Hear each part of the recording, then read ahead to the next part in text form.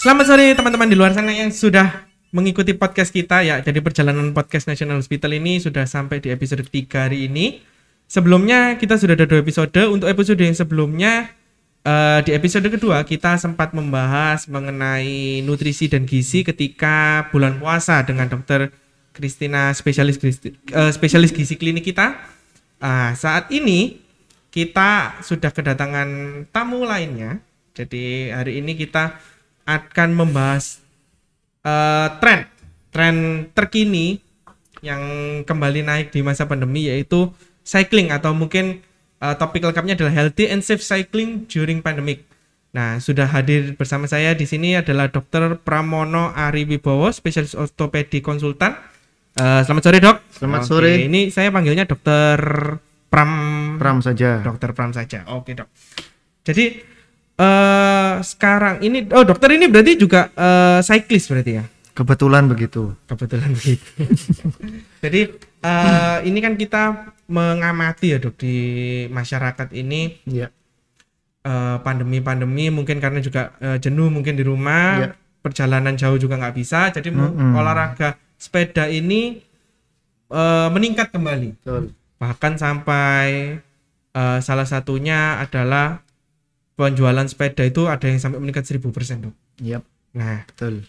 Tapinya ini juga berkaitan dengan tren. Banyak yang lupa, Dok. Jadi sepedaan ini dianggap pokoknya sepedaan biasa lah, pokoknya jalan sepedaan. Nah, sebenarnya untuk bersepeda, Dok, dari sisi medis atau sisi kedokteran, apa sih, Dok, yang perlu diperhatikan? Jadi bukan sekedar sepedaan yang pokoknya ada sepeda langsung keluar langsung gowes pancal saja, tapi apa, Dok, yang sebenarnya perlu diperhatikan sih, Dok? Oke, jadi kalau kita membahas mengenai bersepeda saat pandemi, berarti kan kita ada 2 topik besar yang bisa kita bahas. Yang pertama itu bersepedanya, yang kedua adalah pandeminya. Kita bahas pertama dulu saja ya, masalah bersepedanya. Jadi bersepeda itu memang sudah dianjurkan sebagai salah satu alternatif untuk meningkatkan imunitas. Oke. Ya. Jadi sejak tahun 2020 itu saat awal pandemi banyak yang menyarankan bersepeda, berolahraga, meningkatkan imunitas dan segala macam. Dan memang betul yang Anda katakan, harga sepeda itu luar biasa, ya. Luar biasa. Kemudian selama 2020 itu kita semua mengamati bagaimana efek dari bersepeda ini. Ya, dan banyak hal yang bisa kita pelajari saat itu, terutama dalam hal cedera. Oke. Jadi banyak cedera yang diakibatkan oleh karena bersepeda pada saat itu. Saya melihat ada 2 hal yang penting. Yang satu adalah cedera oleh karena kecelakaan lalu lintas. Kemudian yang kedua, cedera oleh karena safety kita tidak terlalu bagus. Kalau dari segi kecelakaan lalu lintas ya banyak yang terjadi kan karena melanggar rambu lalu lintas, lampu merah diterabas, kemudian kita melawan. Ya caranya bagaimana? Ya kita jangan seperti itu. Itu yang simpel. Kemudian yang berikutnya dari diri kita sendiri. Nah, dari diri kita sendiri itu bagaimana cara kita meminimalisir cedera itu kan? Betul. Jadi dengan cara kita perlu memproteksi diri kita sendiri sebelum kita keluar dari rumah. Menggunakan helm, ya. Terus kemudian sepeda kita lengkapi dengan flashlight ya, ada lampunya safety, ya. Terus kemudian yang ketiga, jangan lupa ada yang disebut dengan heart rate monitor. Oke. Ya, jadi yang terakhir mungkin yang kalau sekarang kan lampu pasti ada, kan keren ya, Dok, kedip gitu di belakang. Helm oke lah biar kelihatan profesional, apalagi kalau sepedanya sudah yang road bike kan. Heart rate monitor ini sering dilupakan. Lebih banyak yang posting ini GPS-nya. Nah, itu kan kayaknya lebih booming GPS-nya dipasang di sepeda itu kan, Dok. Nah, kalau heart rate monitor ini sebenarnya kenapa kok bisa menjadi salah satu yang penting sebenarnya? Iya, jadi heart rate monitor adalah sebuah alat yang memang diciptakan untuk mengetahui irama atau ritme jantung kita itu bagaimana? Mm-mm. Salah satu penanda safety dari sepeda sebetulnya ada dua. Oke. Satu melalui heart rate monitor itu, satu lagi itu apa yang disebut dengan talk test. Jadi kita ajak pasien itu berbicara, teman kita berbicara, Ngobrol gitu ya. Jadi kalau misalkan kita ajak bicara gitu, dia masih bisa menjawab beberapa kalimat dengan lancar, ya walaupun sesekali agak tersengal-sengal. Oke, kita masih menganggap oh dia aman gitu. Dia safe ini, nggak masalah. Tapi kalau misalkan ada teman kita ajak ngobrol, kita santai ini ngobrol. Terus tapi teman kita cuma sepatah dua patah, gimana? Oh iya itu, berarti Anda harus hati-hati. Teman Anda mungkin setelah itu mungkin ada permasalahan. Oke. Kemudian yang kedua menggunakan heart rate. Jadi ada zonanya. Ada zona 1, 2, 3, 4, 5. Ya, saya mungkin tidak di dalam kali ini tidak membahas bagaimana, cuman apabila seseorang itu bersepeda terus kemudian detak jantungnya itu pada zona 4 ke atas terus. Zona 4 itu sudah orange, zona 5 sudah merah. Artinya heart rate itu dipacu sedemikian rupa sehingga dia itu nanti lama-lama heart rate itu jantung itu jadi fatigue. Okay. Pasokan oksigen jadi kurang dan segala macam. Nah, itu bisa kita pantau dari heart rate. Jadi kalau misalkan kita bersepeda ya, menurut saya itu adalah alat safety yang menurut saya wajib kita punya sebelum kita bersepeda. Iya. Sebelum beli GPS-nya ya, Dok. Betul. Sebelum beli GPS yang dipasang sepeda. Betul. Oke. Jadi itu yang dari sisi bersepeda ya. Iya, betul. Oke. Terus kemudian yang tidak terlupakan adalah nutrisi. Nah, kemarin kan tadi kan Anda bicara masalah nutrisi, saya baru ingat ini nutrisi. Jadi nutrisi itu penting untuk kita sebelum, saat, dan sesudah olahraga. Karena perlu diingat olahraga yang kardio seperti berlari, bersepeda itu membutuhkan kalori yang sangat tinggi. Dan itu berefek pada kebutuhan nutrisi yang sangat tinggi. Nah, tapi juga nanti perlu disesuaikan juga dengan kemana Anda goesnya. Goesnya jauh apa enggak, atau dalam kota atau luar kota, nanti mau mampir ke restoran apa enggak, ya itu kan berbeda. Jadi di planning juga, istilahnya road planningnya juga. Betul, road planning itu juga sangat penting sekali. Jangan sampai nanti misalkan gini, ini masalah safety dalam hal bersepeda juga. Kita juga jangan memaksakan diri. Contoh nih, kita punyanya sepeda lipat, ya kan? Tapi kita diajak teman kita ke luar kota pakai sepeda road bike. Teman kita pakai road bike. Nah, itu akhirnya kan kita memacu untuk tinggi, padahal sepeda lipat itu tidak didesain untuk kecepatannya jauh, kecepatan tinggi. Nah, ini juga mungkin mengingatkan ke teman-teman di luar sana, mungkin keren ikut teman-teman peloton ke Bromo, tapi disesuaikan sepedanya dan mungkin kemampuan juga ya, Dok, kemampuan diri sendiri, kayak pengalaman olahraganya itu ya, mungkin yang itu. Jadi jangan baru beli sepeda 2 minggu langsung dijajal ke Bromo. Wah, nanti pingsan di tengah jalan. Oke. Jadi mungkin ada lagi, Dok, mungkin tips-tipsnya itu. Ya itu tadi kan Anda sudah membahas tentang itu. Terus kemudian Terus kemudian kita akan berbicara apa sih kira-kira ya yang bisa timbul akibat cedera olahraga sepeda, terutama bersepedaan ya kan, karena kita ini kalau bersepeda dengan benar ini kan tidak akrab, maksudnya istilah bersepeda dengan benar. Pokoknya kan sepeda itu ada sepeda di goes jalan. Nah, sebenarnya apa sih, Dok, yang bisa terjadi jika bersepeda ini dilakukan dengan istilahnya bukan model ya, dengan cara yang salah gitu. Jadi kalau cedera saat bersepeda itu hal yang bisa kita lakukan selain kita rutin bersepeda ya, maksudnya kita rutin bersepeda, sebelum bersepeda kita sudah melakukan pemanasan, kita jaga nutrisi kita sudah pakai safety. Nah, ada yang belum kita bahas adalah bagaimana sepeda itu sendiri. Oh, oke. Gitu. Jadi sepeda itu memiliki geometri yang khusus yang didesain oleh pendesainnya untuk membuat badan kita bisa sustainable, bisa bertahan dalam jangka waktu yang lama. Oke. Gitu. Karena kalau tidak, misalkan gini, sepeda itu ukurannya kecil, pendek, tidak cocok dengan ukuran yang seperti Anda yang 170 cm ke atas. Betul. Akibatnya apa nanti saat bersepeda? Ini yang namanya leher itu turun sekali, membungkuk. Kemudian pergelangan tangannya seperti ini, ya dia lurus sekali atau dia tekuk sekali.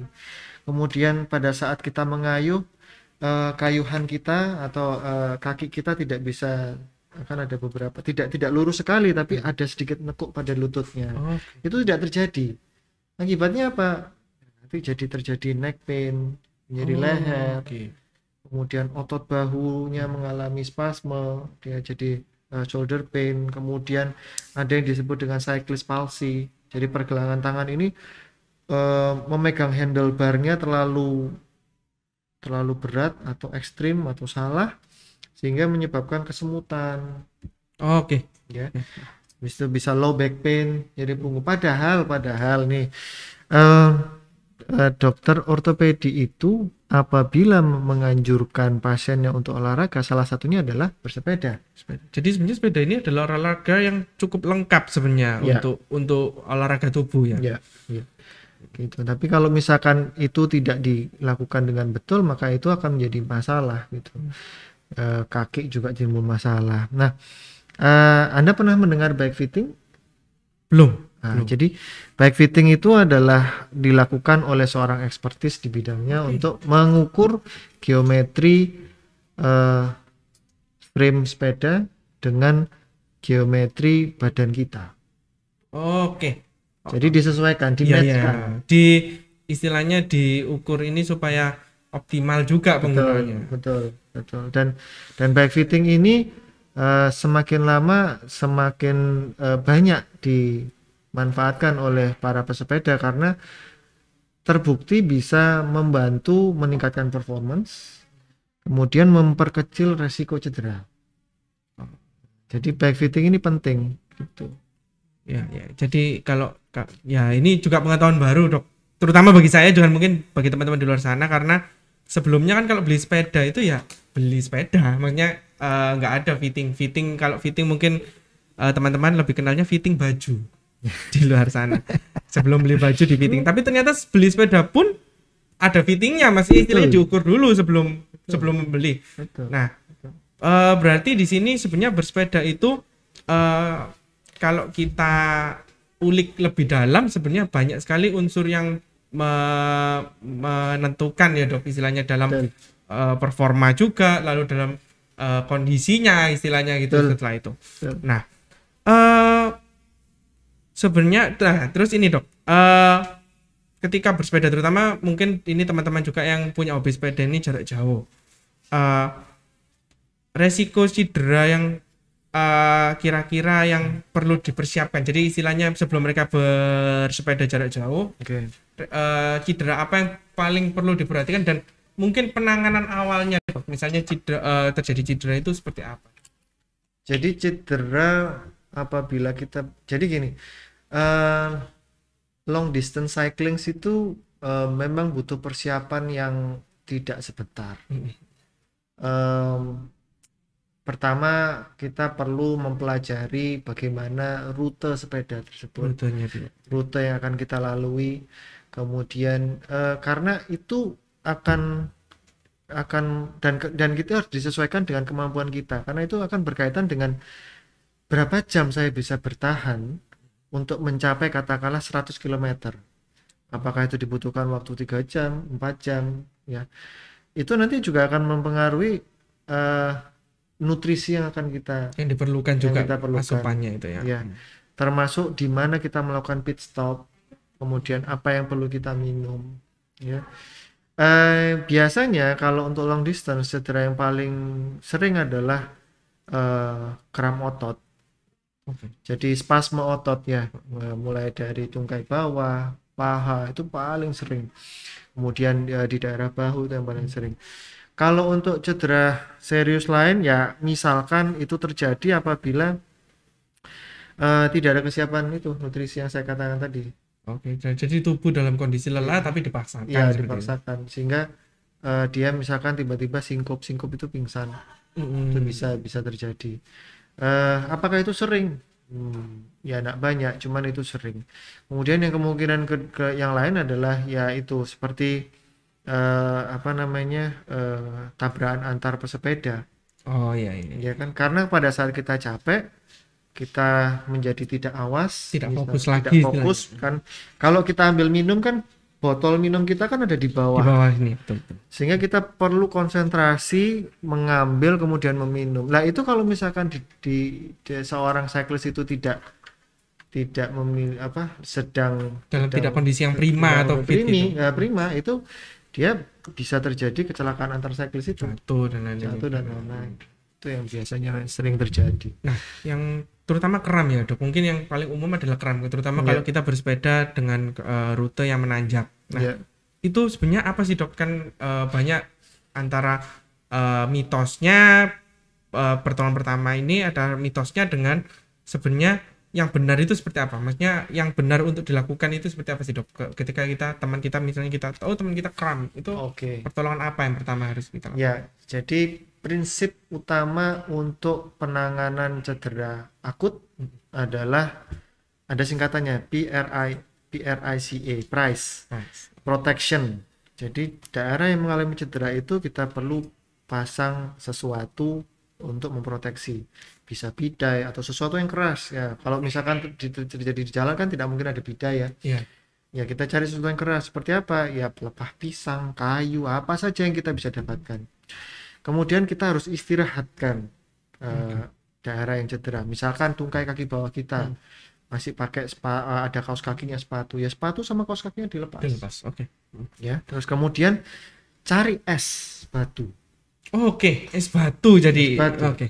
Jadi kompres daerah yang sakit itu biasanya kan di paha atau di tungkai bawah itu kompres sama es. Ya, terus habis itu dibebat tekan. Biasanya menggunakan sesuatu yang elastis. Itu kemudian dilakukan elevasi. Kakinya diangkat ya, lebih tinggi daripada kaki satunya. Itu adalah upaya untuk meminimalisir resiko. Syukur-syukur kalau misalkan ada teman yang bawa obat anti nyeri ya kita minumkan obat. Nah, itu adalah langkah pertama untuk menangani cedera.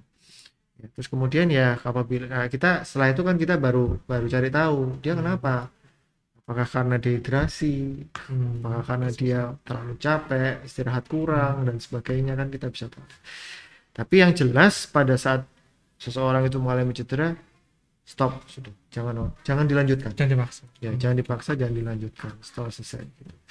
Karena biasanya seorang cedera itu biasanya karena persiapan sebelumnya tidak ada kuat. Ya, kurang istirahat, kurang nutrisi, kurang makan ya malamnya, atau kurang latihan gitu.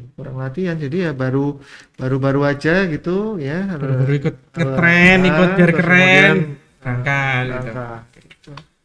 Jadi sekali lagi sangat penting untuk melakukan persiapan pribadi, berlatih, dan yaitu kembali planning untuk perjalanan, terutama juga untuk long distance cycling, supaya tidak terjadi hal-hal yang tidak diinginkan. Nah, kalau boleh tahu dok, dokter paling jauh kemana dok? Sepedaan dok? Saya paling jauh, saya pernah ikut ini sih, lomba di Lombok. Lombok. Cuman kalau di kilometer terjauh sih 110-an lah kira-kira. Ya, saya enggak pernah jauh dari itu. Saya maksudnya gini. Kalau saya, karena saya itu pingin sehat, saya sadar diri saya sudah tidak muda lagi. Ya. Jadi saya tidak ingin berkompetisi. Gitu. Ini. Iya, cuman.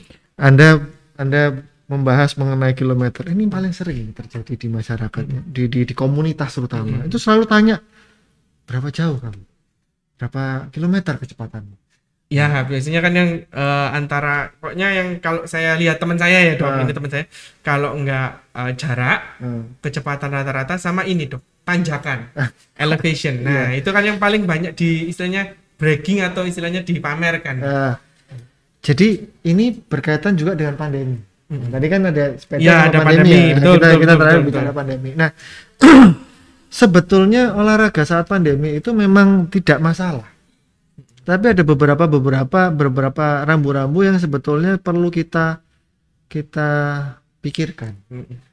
Yang pertama, masalah safety, ya, penggunaan masker. Bagi saya, itu penggunaan masker saat olahraga itu wajib hukumnya. Tidak boleh tidak. Kenapa? Karena kita tahu knowledge-nya, kita tahu pengetahuannya bahwa COVID ini kan terjadi oleh karena droplet. Betul. Ya kan? Tidak, ya kalau misalkan kita tidak pakai masker ya kita rentan terhadap cedera, kena COVID itu. Terus kemudian kalau tidak salah Kemenkes ya, itu atau Satgas COVID ya, itu memberikan panduan bagaimana kita bersepeda dengan di kala pandemi. Di kala pandemi itu ada yang ringan, sedang dan berat. Itu berkaitan dengan jarak sepedanya antar satu sepeda, ya kan? Itu juga menurut saya kalau kita berdekatan sepedanya maka ya maskernya wajib, karena kita tidak tahu depan kita itu teman kita itu terutama untuk komunitas juga yang besar ya dok, yang bersepeda dalam jumlah banyak yang ya. Terus kemudian coffee after ride, nah ini yang biasanya lagi culture nih ya. Itu apa? Water break istilahnya, ngopi setelah sepedaan. Jadi sepedanya akhirnya lupa dok, makan bubur ayamnya yang ingat akhirnya. Iya. Kilometernya cuma 20 gitu ya, sebentar 15 menit coffee ride-nya. Nah, coffee ride-nya itu yang harus hati-hati. Artinya ya kalau bisa ya jangan berdekatan. Ada jarak 1,5 meter, open space, ya itu sudah dilaksanakan juga. Terus kemudian masalah safety juga yang saya katakan tadi. Berpeleton itu memang 1 maksimal 2 row. 2 row, oke. Ya, berjajar. Ya kalau seperti itu ya jangan sampai di jalan nanti 4 row gitu. Kasihan pengendara yang lain ya. Istilahnya tetap etika dalam berlalu lintas juga diperhatikan juga. Betul. Oke. Ini juga peringatan karena di luar sana ini dok, banyak yang bilang kalau sudah sepedaan nih dok, itu ya masker itu nggak apa-apa deh kan, makanya kan kita banyak mungkin kalau di luaran ini banyak yang sepedaan terus maskernya nggak dipakai. Nah ini juga peringatan bahwa pandemi itu masih ada. Bukan terus karena bersepeda jadi kebal, betul. Nah, jadi masker tetap penting, dan yang satunya lagi adalah setelahnya itu ya dok. Betul. Karena setelahnya itu dimana banyak sekali kemungkinan ketika kita setelah istirahat duduk bersama mungkin ngopi dan sarapan, banyak sekali kemungkinan terjadi penularan di sana. Satu lagi nih, bagi teman-teman yang sudah bervaksin, nah ini banyak yang lupa sudah disuntik. Enak dok, masker lupa gitu. Iya, jadi vaksin itu bukan berarti kita kebal terhadap COVID. Jadi vaksin itu hanya paling tidak kita itu tidak terkena COVID yang letal, yang parah gitu. Tapi kita masih ada chance untuk terjadi. Maka daripada itu ya kita bersepeda, tapi kita juga tetap menaati protokol yang masih ada kesehatan ini. Betul. Ngobrol-ngobrol masalah masker, ini yang sering terjadi ya. Jadi mereka kadang-kadang lupa bahwa kalau kita bersepeda dengan kecepatan tinggi, maka pasokan oksigen itu harus besar, harus banyak. Itu tidak tercapai dengan masker. Biasanya kalau sudah seperti itu dipaksakan menggunakan masker, nanti khawatirnya apa? Dia singkop tadi. Pingsan. Nah, jadi pingsan. Jadi memang ya itu harus dipikirkan juga. Jadi istilahnya bersepeda jarak jauh dan berolahraga itu sangat bagus di kala pandemi, tetapi sekali lagi karena ada variabel atau faktor-faktor yang berbeda. Salah satunya juga pakai masker ya Ya, sekarang ya. ya, Kalau dulu kan mungkin ke sepeda jarak jauh nggak masalah, maksudnya kita capek pun kita bisa suplai oksigen lancar. Tapi sekarang ada masker, Ya. ini juga perlu diperhitungkan, betul. nggak bisa asal saja istilahnya ya, Dok. Ya, Oke. hati-hati.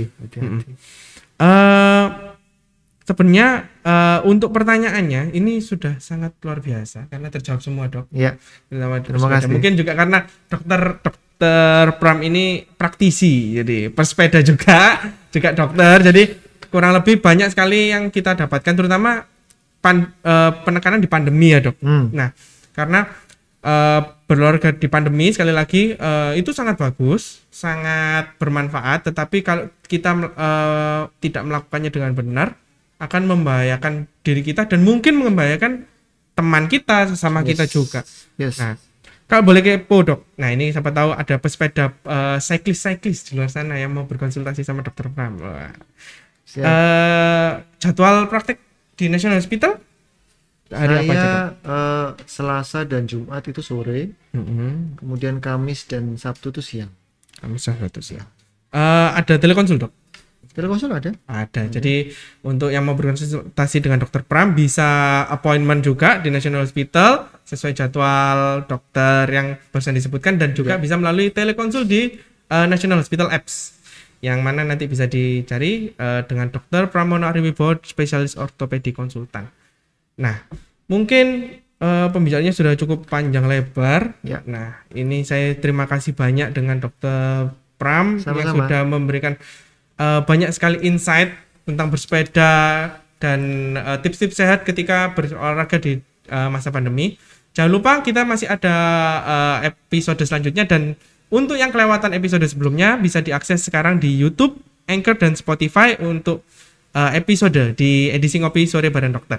Nah, kalau untuk yang di luar sana merasa kenapa saya tidak menyindir ibu manajer produksi saya hari ini, karena sudah masa puasa, jadi saya menghindari itu, sehingga saya mengucapkan selamat menunaikan ibadah puasa bagi yang menjalankan. Oke. Ya, untuk saat ini sampai jumpa di episode selanjutnya. See you.